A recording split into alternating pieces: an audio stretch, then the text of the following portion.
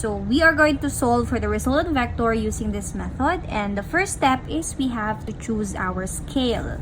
Okay, so since our unit is in Newton, but we cannot measure the length when we are using actually Newton, since Newton is referring to force.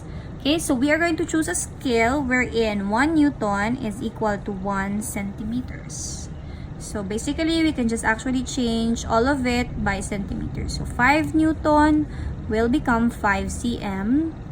3 Newton will become 3 cm. Okay, so we now have our scale. So after that, we can actually plot our graph. So our y and our x axis. So our force 1 is 5 centimeters directed at 0 degrees. So if it in 0 degrees, basically it is just lying on the x-axis. Okay, so if you're going to use your protractor to be sure, also 0 degrees is here. So just lying on the x-axis. So we don't need our protractor for force 1, but our ruler will be used to solve for its length, which is 5 cm. So this will be the origin. From the origin, you are going to measure 5 cm. So 5 cm is here. Okay, so we are going to draw the head of the arrow and label it F1. Since it is known as the tail-to-tail method, we are going to start measuring our F2 on the other end or on the origin again. So using our protractor, we are going to plot or to look for our second angle, which is 30 degrees. So 30 degrees is actually located here. Sorry, nabutas tuloy. Ayan, 0 degrees. Okay, so using our ruler from the origin, i-measure natin yung 3 cm pointing on our 30 degrees. Like that. Okay, so we have 3 cm. So that is our 3 cm. And then arrow, label it F2. So since this is a parallelogram method, we have to draw a parallelogram.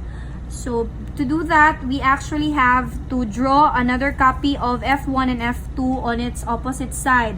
So in F1, its opposite side is here. F2, its opposite side is here. So we will start with F1. We are going to draw it on the opposite side, which is dito. Okay, and of course, we have to draw it or to line the same measurement, which is 5 cm. But we are going to do that using the broken line. So we can actually identify that this is the copy or duplicate ng ating F1. Okay, and for F2, same is true with the F2, copy pa rin. Okay, same length, which is 3 cm. So in its opposite side. So we now have our parallelogram. So to solve for its resultant vector, we can actually solve the length by measuring the length from the origin up to the point to where these two broken lines intersect, which is here. Okay? So from the origin up to this point, ayan. So you actually have to draw and measure the length. Pwede na lang siya natin i-draw ng red line. And for me, that measure is 7.7. Okay, so the resultant vector is 7.7 centimeters.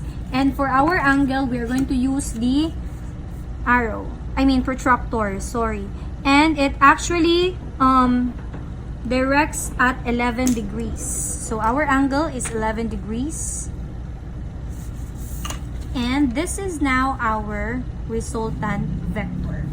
So take note that we will have different measurements in our resultant vector based on how we view our protractor, but it's okay as long as your answer is just near the standard value or the standard answer.